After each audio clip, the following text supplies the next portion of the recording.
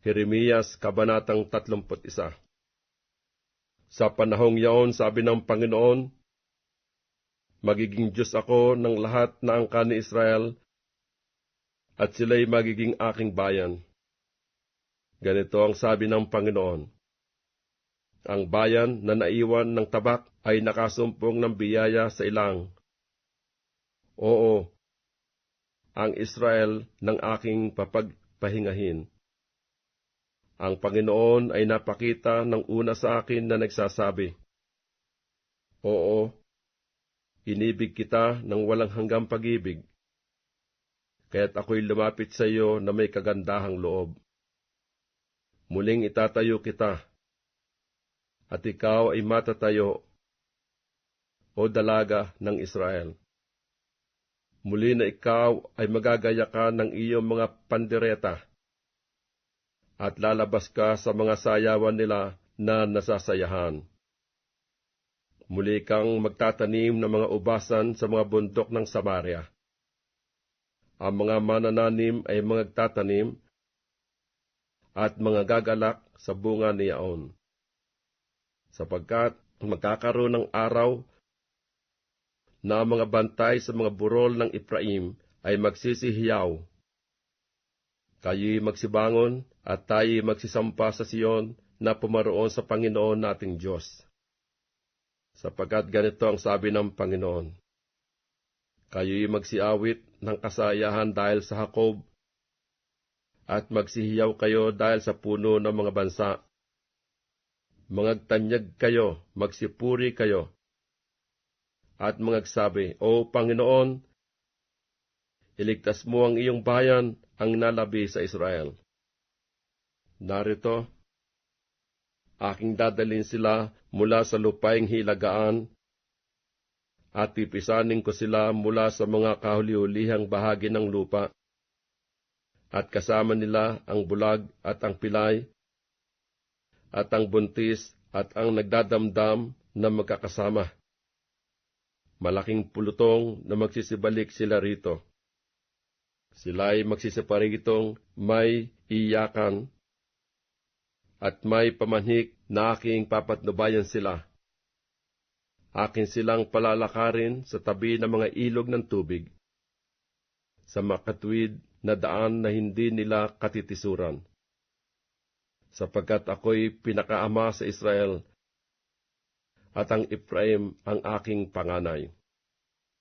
Inyong dinggin ang salita ng Panginoon, o ninyong mga bansa, at inyong ipahayag sa mga pulo sa malayo, at inyong sabihin, ang nagpangalat sa Israel, siya magpipisan sa kanya, at mag-iingat sa kanya gaya ng ginagawa ng pastor sa kanyang kawan.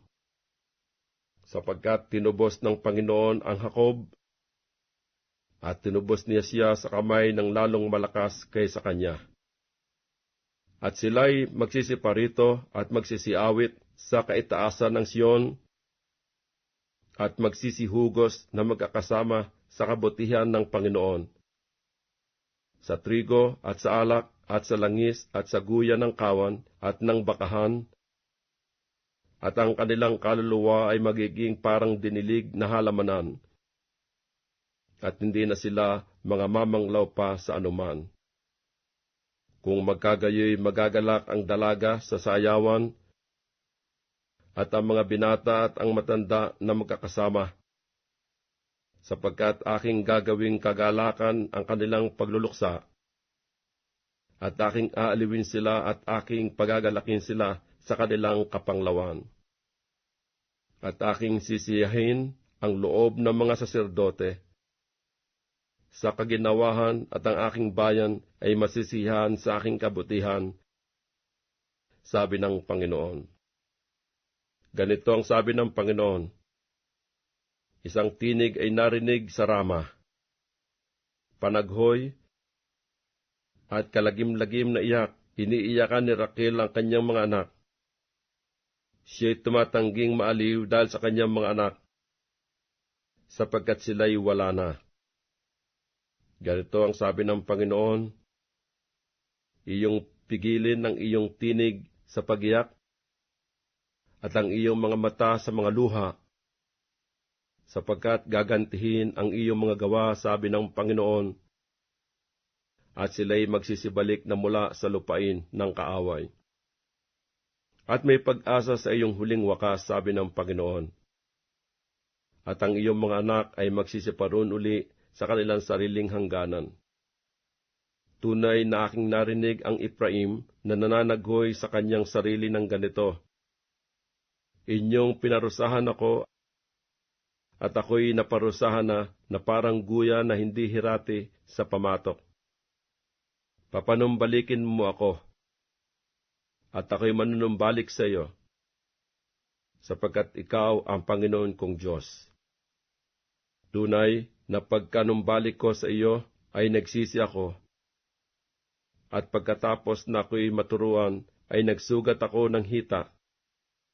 Ako'y napahiya, oo, lito, sapagkat aking dinala ang kakutyaan ng aking kabataan. Ang Ephraim bagay aking minamahal na anak, siya bagay iniibig na anak, sapagkat kung gaano kadalas nagsasalita ako laban sa kanya, ay gayon ko inaalala siya ng di kawasa. Kaya't nananabik ang aking puso sa kanya. Ako'y tunay na naawa sa kanya, sabi ng Panginoon. Maglagay ka ng mga patutuo, gumawa ka ng mga haliging tanda. Ilagak mo ang iyong puso sa dakong lansangan, sa daan na iyong pinaroonan. Ikaw ay magbalik uli, o dalaga ng Israel. Ikaw ay bumalik uli rito sa mga bayang ito. Hanggang kailan magpaparoot parito ka, o ikaw na tumatalikod na anak na babae? Sapagkat ang Panginoon ay lumikha ng bagong bagay sa lupa, at ang babae ay siyang mananaig sa lalaki. Ganito ang sabi ng Panginoon ng mga hukbo ng Diyos ng Israel. Kanilang gagamitin uli ang pananalitang ito sa lupain ng Huda at sa mga bayan niyaon.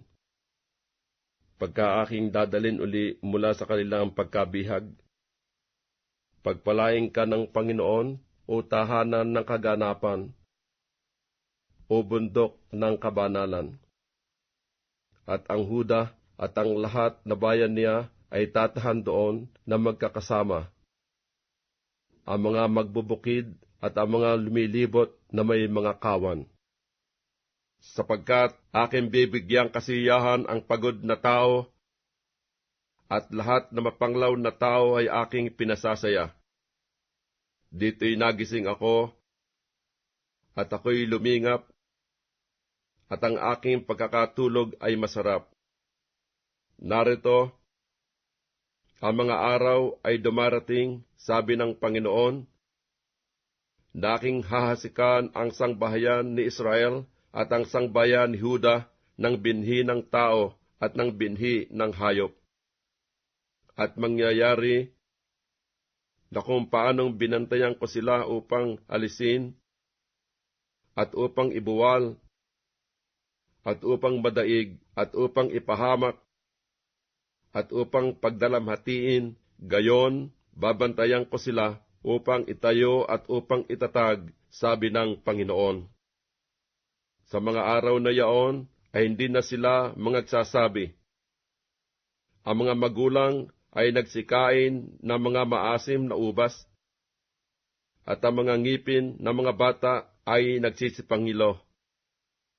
Ngunit bawat isa ay mamamatay ng dahil sa kanyang sariling kasamaan.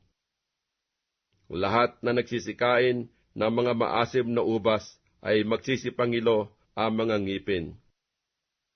Narito, ang mga araw ay dumarating, sabi ng Panginoon, na ako'y makikipagtipan ng panibago sa sangbahayan ni Israel at sa sangbahayan ni Huda.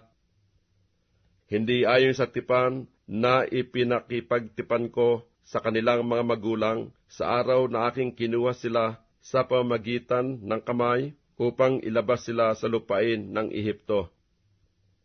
Na ang aking tipan ay kanilang sinira. Bagaman ako'y asawa nila, sabi ng Panginoon. Kundi ito ang tipan na aking ipakikipagtipan sa sangbahayan ni Israel pagkatapos ng mga araw na yaon, sabi ng Panginoon. Aking itatala ang aking kautusan sa kanilang kalooban, at aking isusulat sa kanilang puso. At ako'y magiging kanilang Diyos, at sila'y magiging aking bayan, at hindi na magtuturo bawat isa sa kanila sa kaniyang kapwa, at bawat tao sa kanyang kapatid, na magsasabi, iyong kilalanin ang Panginoon, sapagkat makikilala nilang lahat ako, mula sa kalit-liitan sa kanila hanggang sa kadaki-dakilaan sa kanila.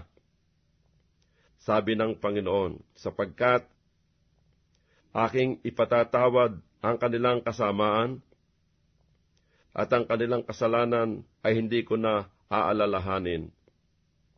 Ganito ang sabi ng Panginoon, na nagbibigay ng araw na sumisikat na pinakaliwanag sa araw, at ng mga ayos ng buwan, at ng mga bituin na pinakaliwanag sa gabi, na nagpapakilo sa dagat, na humuhugong ang mga alon ni Yaon.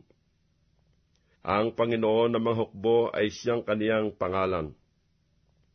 Kung ang mga ayos na ito ay humiwalay sa harap ko, sabi ng Panginoon, ang binhinga ng Israel ay maglilikat sa pagkabansa sa harap ko na magpakailanman. Ganito ang sabi ng Panginoon, kung ang langit sa itaas ay masusukat, at ang mga patibayan ng lupa ay masisiyasat sa ilalim, akin ngang iahagis ang buong lahi ng Israel dahil sa lahat nilang nagawa, sabi ng Panginoon. Narito, ang mga araw ay dumarating, sabi ng Panginoon, na ang bayan ay matatayo sa Panginoon mula sa muog ni Hanael hanggang sa pintuang bayan sa sulok. At ang panukat na pisi ay magpapatuloy na matuwid sa burol ng Garib at pipihit hanggang sa Gowa. At ang buong libis ng mga katawang patay, at ng mga abo, at ang lahat na parang hanggang sa batis ng Sidron, hanggang sa sulok ng pintuang bayan ng kabayo sa dakong silanganan, magiging banal sa Panginoon, hindi mabubunot o mahagis ang sinuman magpakailan paman.